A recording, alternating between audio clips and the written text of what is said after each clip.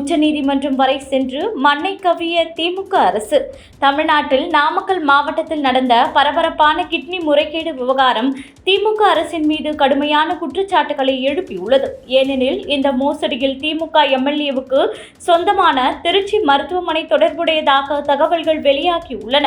ஆனால் தமிழக அரசு இந்த பிரச்சனையில் உரிய நடவடிக்கை எடுக்காமல் காலதாமதம் செய்து மக்களின் நம்பிக்கையை கேள்விக்குள்ளாக்கியுள்ளது. குமாரபாளையத்தில் வறுமையில் வாடும் விசைத்தறி தொழிலாளர்களின் சிறுநீரகங்கள் சட்டவிரோதமாக விற்கப்பட்ட இந்த மோசடி தமிழக சுகாதாரத்துறையின் மெத்தன போக்கையும் திமுக அரசின் நிர்வாக தோல்வியையும் வெளிச்சம் போட்டு காட்டுகிறது. ஏனெனில் சுகாதாரத்துறை வெறும் நோட்டீஸ் அனுப்புவதோடு நிறுத்திக் கொண்டு குற்றவாளிகளை கடுமையாக தண்டிக்க தவறிவிட்டது.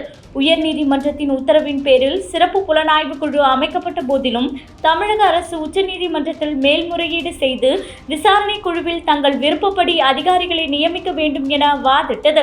இது மக்கள் மத்தியில் திமுகவின் நோக்கங்கள் மீதான சந்தேகத்தையும் மேலும் தீவிரப்படுத்தியுள்ளது.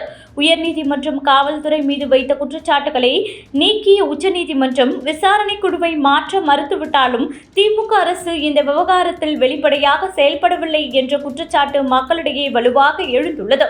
மேலும் இது திமுகவின் ஆட்சியில் நடக்கும் முறைகேடுகளை மறைக்க முயலும் முயற்சியாகவே பார்க்கப்படுகிறது.